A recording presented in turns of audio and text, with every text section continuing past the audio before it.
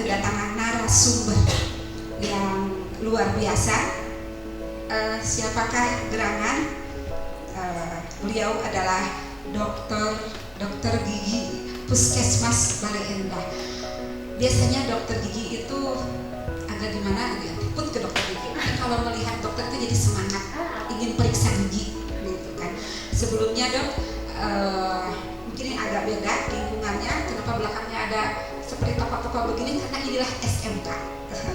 SMK itu karena kami sekarang berada di lab pemasaran. Lab pemasaran itu lingkungannya seperti ini. Jadi siswa-siswi yang sekarang mengikuti MPLS itu sudah bisa merasakan, wow inilah SMK, beda dengan yang lainnya.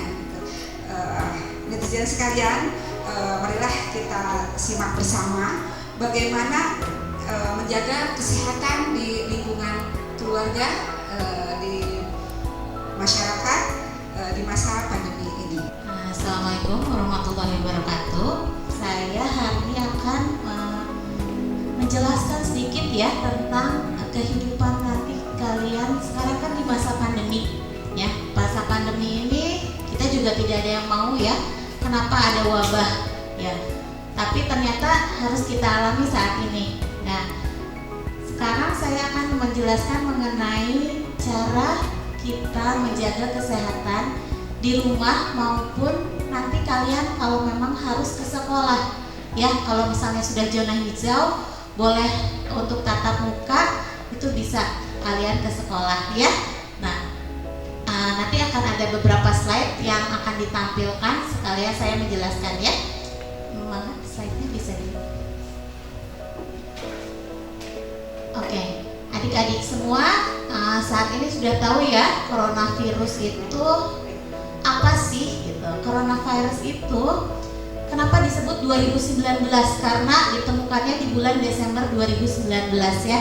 Dia itu penyebab penyakit yang sudah kita kenal disebut coronavirus disease atau kita singkat dengan COVID-19. Nah, untuk penyebarannya sendiri, virus ini pertama kali ditemukan di Wuhan di bulan Desember 2019. Dan penyebarannya itu dulu melalui kelelawar binatang ya, melalui binatang yang mungkin kalau di Wuhan biasa dimakan oleh kita mungkin muslim tidak. Nah, pertama kali itu disebarkannya oleh kelelawar, kemudian dia makin lama makin menyebar karena yang namanya virus itu tidak bisa ditekan dan dia bisa dibawa oleh manusia kemana aja karena virus itu berkembang biak dengan adanya inang atau kita sebagai reservoir juga. Nah, dia mulai masuk ke Indonesia pada bulan Maret 2020 ya. Nah, adik-adik jangan salah, kenapa coronavirus ini bisa menyebabkan meninggal ya. Jadi harus kita menjaga agar tidak menyebar kemana-mana ya. Kemudian sampai bulan ini mungkin sekarang sudah meningkat di angka 74.000 ya, itu masih angka 54.000, sekarang sudah di 74.000 di Indonesia. Dan angka kematiannya pun cukup besar, sekitar 2.000 lebih ya adik-adik. Jadi kita harus aware, ini berbahaya nih untuk kehidupan manusia, apalagi untuk yang lansia atau orang yang punya penyakit komorbid. Berarti penyakit komorbid itu penyakit yang penyerta. Misalnya ada diabetes, ada darah tinggi, ada penyakit jantung, itu harus hati-hati ya. Kemudian apa sih gejalanya dari COVID ini? Nah, jika adik-adik pernah merasakan sama seperti flu biasa, ya ada demam, ada batuk pilek, kemudian ada sakit tenggorokan, ya ada pusing, ya kemudian ada lemah letih lesu. Nah, tapi pada saat pada awal ini yang disebut dengan COVID itu ada riwayat bepergian ke luar negeri. Jadi karena waktu itu di Indonesia belum ada, jadi orang yang pulang dari luar negeri, apalagi dari Cina itu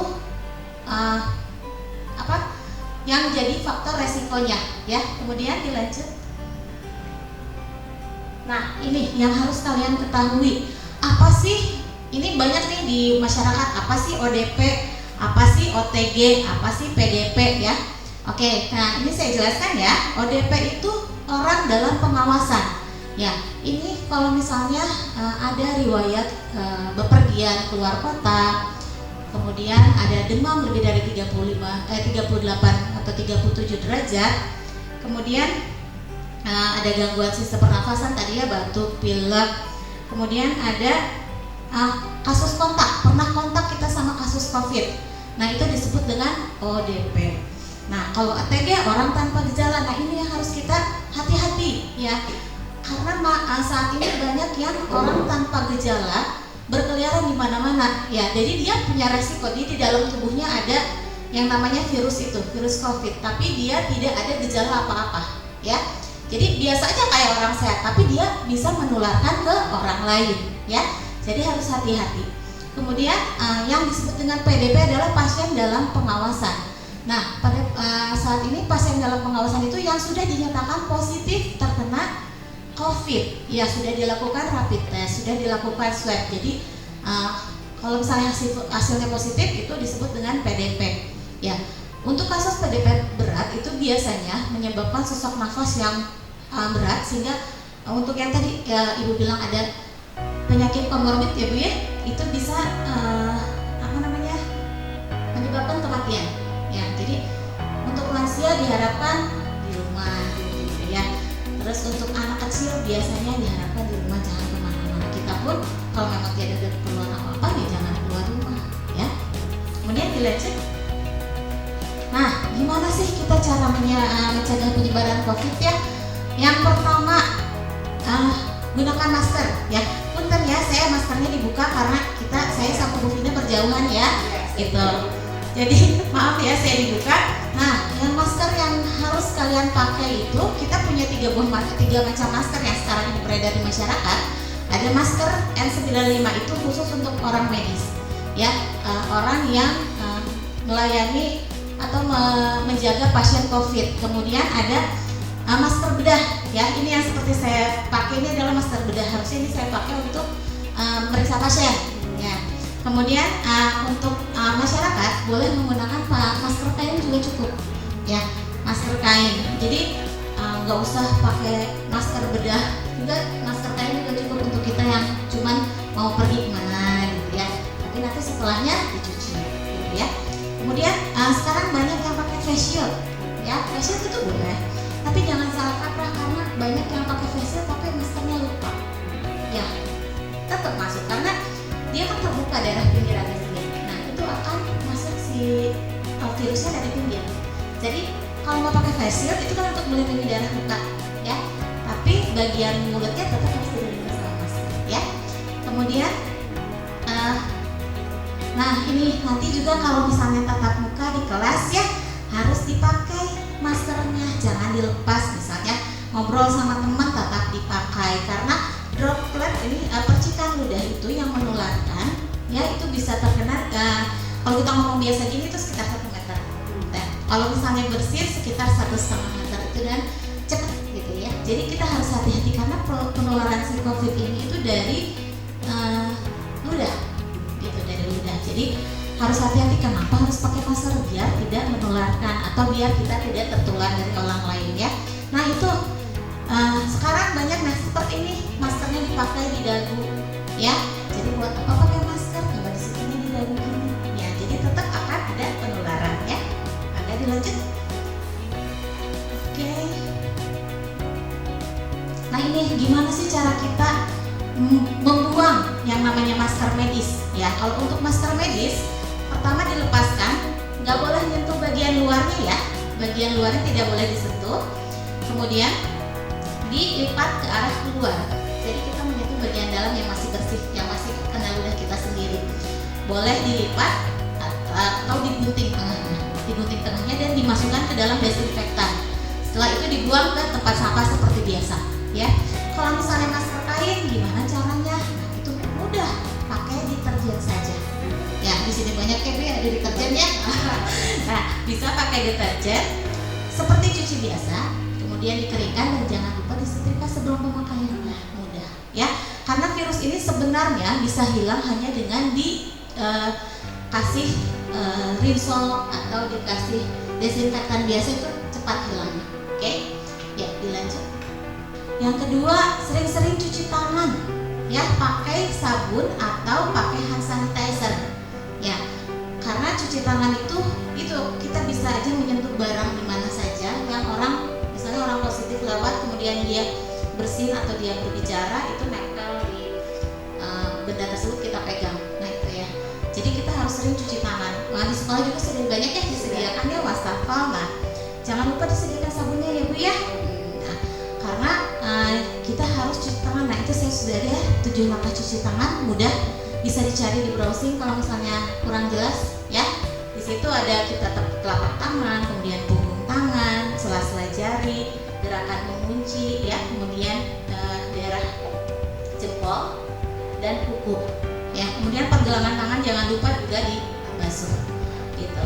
Kemudian berapa lama sih kita harus cuci tangan? Nah, cuci tangan itu sekitar 1 menit atau 60 detik untuk pakai sabun. Tapi kalau untuk hand sanitizer kita cukup 20 sampai 30 detik ya, 30 detik. Kan hand sanitizer itu kita harus bawa kemana-mana ya Bu ya. Jadi jangan sampai kita lupa, karena kalau misalnya kita ke supermarket juga itu apalagi ya mudah menempel di mana-mana ya. Nah ini yang ketiga, jaga jarak dengan orang lain sekitar 1,5 meter ya. Jadi kalau misalnya kita duduk di kelas, tolong nanti si kursinya dijarakin. Kemudian kalau misalnya kita berjalan, itu paling nggak jaraknya 1,5 meter dengan orang lain. Nanti kalau misalnya teman-teman adik-adik biasanya pergi sekolah nih suka barengan ya, jalannya jangan terlalu berdempetan ya. Jadi kalau bisa jalannya rada jauh, tapi bukan musuhan, ngobrol masih bisa, cuma jangan teriak-teriak gitu aja gitu ya. Gitu. Terus kemudian nah ini gimana lagi jaga kesehatan ya. Di situ ada beberapa, tuh lihat ada gambarnya. Kita harus melakukan pola hidup sehat. Pertama, tidur harus teratur ya, nggak boleh begadang, paling enggak 8 jam sehari. Kemudian olahraga teratur. Olahraga mungkin bebas ya mau, tapi kalau bisa sekarang olahraganya indoor dulu, jangan dulu outdoor ya. Gitu. Kalau misalnya mau naik sepeda boleh, tapi jangan terlalu berkerumun ya. Kemudian makan makanan bergizi ya, harus gizi seimbang dan harus dimasak dengan matang. Jadi jangan sampai kita mungkin banyak makanan-makanan yang kita ke bule-bulean atau ke Jepang-Jepangan itu banyak yang kurang matang, lebih baik sekarang dihindari dulu ya. Kemudian nah jangan pinjam barang punya teman, atau kita ke sekolah bawa tempat makan sendiri, bawa botol minum sendiri. Kemudian tidak boleh saling pinjam alat tulis ya, karena itu bisa menyebarkan juga virusnya gitu ya. Kemudian nah ini jaga kebersihan, mungkin ada piketnya Bu ya, ada. Nah untuk adik-adik yang memang kebagian piket, semua harus disapu dan mejanya harus dilap ya, harus dilap dengan desinfektan. Kalau nggak sekarang mudahnya pakai tisu basah ya, gitu. Itu menjaga daerah sekitar kita bersih dari virus gitu.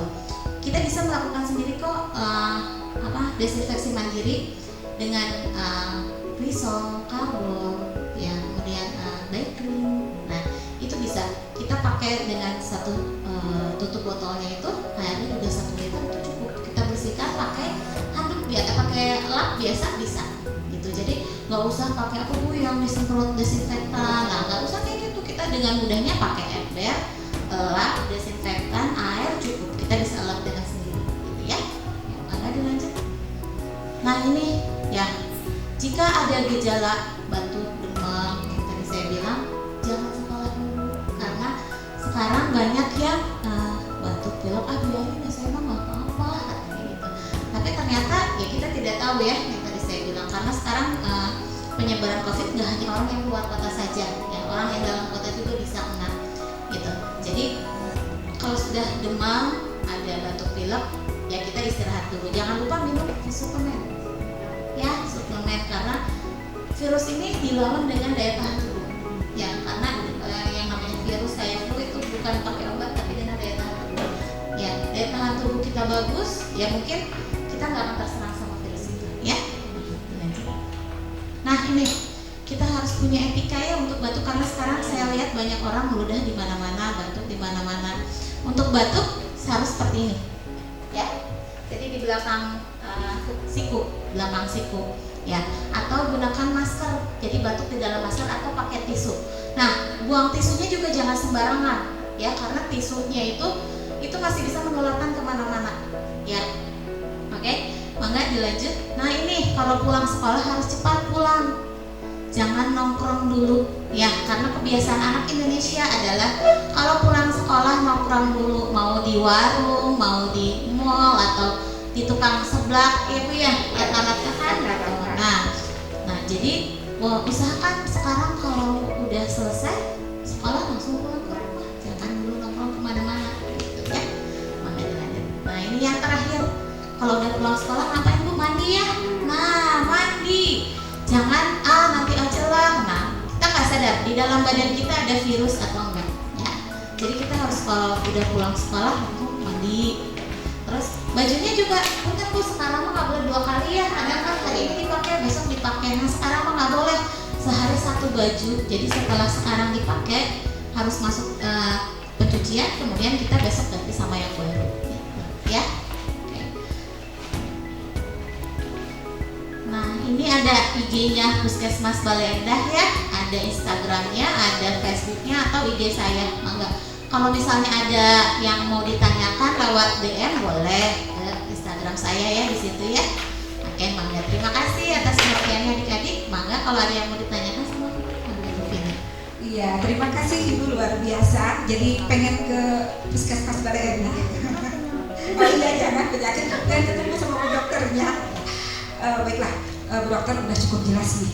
Tapi tetap aja ya, yang namanya anak itu semalaman tuh banyak yang jabri. Kapan masuk gitu. Jadi minta dijelasin lagi deh buat ini netizen. Kira-kira apa resikonya ketika kita pembelajaran dengan tatap muka gitu, khususnya di SMK. Ya. Adik-adik tadi pertanyaan dari Bu Vina tentang pembelajaran tatap muka ya. Kan saya juga resikonya saya sudah baca dari Pak Nadiem itu, yang Pak Nadiem itu bilang yang boleh sekolah adalah yang zona hijau. Ya, sedangkan kita sekarang masih zona, balik lagi di zona kuning. Ya, Kabupaten Bandung itu balik lagi ke zona kuning karena kasusnya semakin banyak. Nah, kemudian kasus di Jawa Barat juga semakin meningkat. Jadi resikonya, apalagi untuk anak SMK mungkin kan harus praktek ya anak SMK. Nah kalau praktek itu kadang, ya ini kayak punten ya Bu ya. Ini seperti ini barang-barang yang seperti ini bisa aja kena ada virus nempel di barang-barang ini. Memang yang namanya virus bertahan 1-2 hari jadi nempel di barang ini, gitu ya. Tapi kan nggak mungkin kita selalu dibersihkan setiap hari. Ya, kalau ini kan terlalu banyak ya barangnya, kuantitinya terlalu banyak. Jadi, nah yang kita takutkan adalah salah satu siswa ada batuk pilek, kemudian ternyata dia terkena COVID dari orang lain ya. Terus dia nggak sadar ini yang tadi saya bilang tanpa gejala OTG. Nah, ini bisa aja dia jadi orang yang belanjanya, gitu kan? Bisa ya praktek jadi orang yang belanjanya. Nah itu bisa aja jadi faktor yang menularkan gitu. Kemudian yang namanya anak SMA, saya nggak cuma anak SMA ya, rata-rata anak SMA juga kurang bisa untuk menjaga jarak dengan teman gitu. Ya jadi, nah itu kecuali ya pakai masker, pakai face shield, tapi kadang ya itu saya aja kadang suka nanti aja lah dibuka gitu ya. Apalagi ini anak-anak yang masih belum sadar dengan kebersihan dirinya sendiri gitu, itu bisa menularkan ke orang lain. Jadi lebih baik sebaiknya untuk tatap muka kalau memang kita belum di zona hijau jangan dulu gitu. Karena setelah kita PSBB dihilangkan saja jumlah kasus makin meningkat bukan menurun. Jadi taat pemerintah ya. Taat pemerintah. Nah tadi Bu dikatakan virus itu dilawannya oleh daya tahan tubuh. Nah ngomong-ngomong ini siswa yang SMK nih Bu ya, kadang-kadang ada yang patah hati Bu, ada yang ya lebay-lebay gimana. Nah itu mengurangi daya tahan tubuh nggak Bu? Nah itu faktor stres ya, berarti ya faktor stres. Dan kalau lebay memang udah biasa ya Bu ya, namanya anak SMA. Iya. Nah baiknya juga kita harus mengurangi faktor risiko stres. Itu harus senang kitanya. Kalau kita nggak dibawa senang itu biasanya suka ada penurunan gitu. Jadi jangan dipikirkan yang namanya kalau patah hati mah pasti ada lagi ya Bu ya gitu. Jadi tingkatkan daya tahan tubuh, dengarkan musik. Ya jadi nggak cuma dari badan aja, tapi faktor psikisnya juga harus sehat. Gitu. Banyak nonton film boleh, nonton film, dengarkan musik. Kalau yang senang main game boleh, tapi jangan terlalu sering ya. Itu bisa menghilangkan stres. Stres. Ya memang Bu. Ini adaptasinya sebenarnya buat sekolah itu luar biasa gitu kan. Luar biasa karena kadang-kadang berpikir masker juga ternyata kalau guru harus masker khusus ya. Soalnya senyuman guru, sapaan guru itu pengaruhnya luar biasa gitu kan. Iya, karena membuat anak semangat belajar gitu ya, guru-gurunya seperti apa. Kadang-kadang gurunya lagi marah, kalau pakai masker, anak nggak tahu karena gurunya lagi marah nih gitu kan. Jadi luar biasa adaptasi. Ada itu ya Bu ya, ada untungnya kita pakai masker ya. Apalagi sekarang banyak dijual masker yang senyum gitu. Ya. Iya, oke. Ibu mungkin ada pesan khusus nih, satu kata buat ini para netizen satu kata apa ya, berjemur atau bahasa Sunda apa ya Pak? Moyan ya, ya usahakan 15 menit. Jamnya jam berapa? Sekitar ya jam segini ya, sekitar jam 9. Berarti pas ya Bu ya, jam 10-an ya. jam 9.10 berarti ayo kita moyan. Yang paling sulit itu mengatur anak-anak itu masalah jajanan. Nah, sekarang gimana ya caranya tetap sehat, tetap cantik, tetap semangat belajar dan karena makanan itu kan pendukung utama buat bahagia gitu. Mood belajarnya itu tergantung makanan kadang-kadang. Gimana Bu? Ya, apakah Bu mau tanya dulu di sini ada kantinnya nggak? Ada kantin, apakah termasuk kantin sehat? Sehat, tapi kalau dilihat sekarang sedang pandemi harus dikondisikan lagi sepertinya. Oke. Nah, untuk kantinnya sendiri, memang katanya kalau kata Pak Nadiem kata jangan dulu kumpul-kumpul di kantin, katanya gitu. Nah, untuk misalnya kita bisa bawa bekal sendiri dari rumah, ya. Kalau dari rumah kan bisa gizinya seimbang, cukup, kemudian bersih dimasaknya juga, terus matang dengan sempurna gitu ya, bisa kita bawa dari rumah. Tapi kalau misalnya ternyata kita mengharuskan untuk jajan di kantin, nah kantinnya juga harus distandarisasi, harus protokol kesehatan gitu ya. Jadi harus ada tempat cuci tangan, kemudian si meja-mejanya jangan terlalu berdekatan. Nah kalau bisa ini Mah Bu ya, jadi kan kalau memang harus tetap buka pasti ada jam istirahatnya jangan disamakan gitu ya. Jadi biar tidak terlalu penuh di dalam kantinnya, karena kalau bisa kan kata Pak Nadiem juga sekolah di kelasnya cuma 30% ya, atau 50% paling banyak, mungkin sekitar 18-20 orang gitu kan.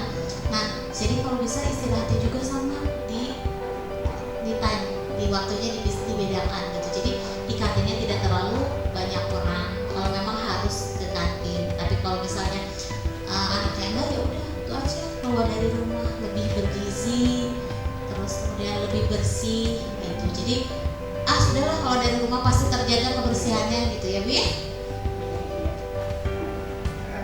Ya memang ini merupakan kebiasaan yang merubah kebiasaan itu kan ya lumayan sulit gitu, karena sekolah itu yang paling menyenangkannya berkumpul dan dengan teman-teman juga kantin. Ya. Juga kantin. Nah ini kira-kira supaya bisa ya sedikitnya merubah kebiasaan masyarakat gitu kan, karena ini berkaitan dengan orang tua tentunya di rumah. Nah terus ada dukungan dari orang tua. Kira-kira seperti apa dukungan orang tua? Mudah-mudahan di sini pada mamah-mamahnya gitu kan, ambu-ambunya mendengar bagaimana dukungan orang tua, karena sekolah itu sudah kita juga pengen ingin memberikan pelayanan yang luar biasa, tapi tentunya ingin ada dukungan dari masyarakat atau dari orang tua. Bagaimana pesan-pesan buat mama-mama? Nah, buat orang tua yang ada di rumah, mungkin sekarang bosan anaknya ada di rumah terus karena belajarnya daring ya Bu ya. Iya. Jadi kita sebagai memang ini kebiasaan baru ini harus diterapkan. Memang seharusnya sejak dulu ya, karena sudah harusnya sejak dulu kita pola hidup sehat. Tapi kebanyakan masyarakat Indonesia itu tidak peduli. Nah, sekarang kita harus meningkatkan rasa kepedulian kita, nggak cuma kepada diri kita sendiri, tapi kepada orang lain, gitu. Untuk ibu-ibu yang bosan di rumah harus nungguin anaknya belajar daring, harus selalu bersabar, jangan terlalu stres, karena mungkin untuk anak SMA sudah bisa belajar sendiri, ya. Nah, kepada orang tua dukung anak-anaknya untuk selalu belajar dengan baik, dari makanan, ya, kemudian kebutuhan di rumahnya, kebersihan di rumahnya. Ya itu siapa lagi kalau bukan orang tua yang menyediakan gitu. Kalau memang nanti pun harus sekolah, usahakan membekali anak-anaknya dengan peralatan protokol kesehatan tadi yang tadi saya sudah bilang, hand sanitizer, masker, face shield, kemudian tisu basah. Yaitu kalau misalnya memang harus sekolah. Tapi kalau misalnya ada di rumah, ibu-ibunya jangan stres, ya usahakan dengan senang hati. Kan lumayan ya Bu ya, anak-anak di sekolah nggak keluar ongkos jajan gitu ya, karena nggak ada ongkos jajan, jadi hayu masak gitu ya, kan. jadi hayu masak, dan pasti kalau di rumah rata-rata jadi membesar ya Bu ya. Nah, usahakan olahraga bersama-sama gitu ya. Mau sekarang mah banyak yang sepeda, keluarga jalan-jalan naik sepeda ya, tapi jangan lupa maskernya juga gitu. Iya, jadi ini memang perubahan yang luar biasa, tentunya perubahan ke arah positif ya, bukan karena masa pandemi begini, tapi memang bagaimana orang tua juga menyiapkan anaknya sekolah, tidak cukup uang saja Bu ya. Iya, jadi mama-mama ayo masak begitu kurang lebih. Iya. Kemudian jadi ini semua aspek ya. Jadi orang guru, ya lembaga guru, peserta didik, kemudian orang tua juga bagaimana caranya kerjasama gitu kan menghadapi belajar di masa pandemi ini gitu, seperti itu ya. Kemudian kalau misalnya ini ibu, karena ibu dokter gigi nih, nggak apa-apa ya? Boleh selingan ya Bu ya. Iya, selingan gitu. Nah itu kan kalau virus dari gigi itu kan bisa aja tuh kayaknya paling itu pengaruh nggak efeknya kemana saja gitu kan, kalau gigi ada masalah efeknya itu kemana saja gitu kan. Ya tadi yang saya bilang adalah kalau misalnya kita hubungkan dengan virus tadi ya, Iya.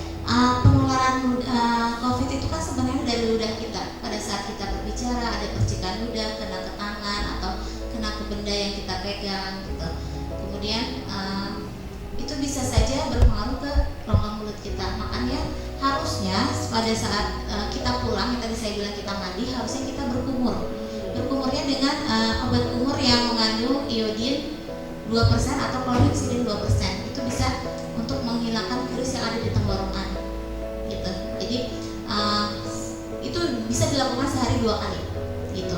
Selain juga kita itu dengan berkumur tadi kan kita bisa menjaga kesehatan rongga mulutnya gitu. Virus-virus yang berbahaya mati gitu. Terus tapi jangan terlalu sering ya, nanti kan di sini ada bakteri yang memang bagus untuk rongga mulut, itu nggak boleh mati gitu. Nah jadi dengan berkumur si gigi kita jadi oral hygiene-nya jadi bersih gitu. Memang tidak mengurangi lubang, karena lubang itu sudah ada karena faktor sisa makanan yang menempel di dalam mulut kan ya, di dalam gigi. Nah jadi kalau bisa setelah kita pulang dari luar, usahakan berkumur dengan klorhexidin 2% atau iodin 2%. 0,2% bukan 2%, 0,2%. Jadi ini luar biasa pembelajaran hari ini Bu. Ternyata kita bukan hanya, nah yang penting ganti baju, cuci baju, tapi mulut gigi dibiarkan begitu saja gitu kan. Ternyata ini juga sangat penting dan harus sangat diperhatikan seperti itu ya. mungkin ibu ini kalau kangen, masih kangen tentunya, mungkin kedepannya ada silaturahmi lagi dengan SMK Negeri 3 Bale Endah. Kami ucapkan terima kasih yang sebanyak-banyaknya atas kehadirannya, karena kehadirannya tentu saja membawa motivasi kami semua keluarga SMK Negeri 3 Bale Endah untuk tetap semangat belajar di masa pandemi. Amin. Mudah-mudahan semuanya selalu diberi kesehatan. Saya juga berterima kasih sudah diundang di sini, bisa memberikan sedikit ilmu ke adik-adik semua. Mudah-mudahan bisa diterapkan di rumah, dan nanti kalau misalnya harus ke sekolah ya, jangan sampai kitanya teledor. Hati-hati, jaga kesehatan badan dan daya tahan tubuh kita. Terima kasih semuanya.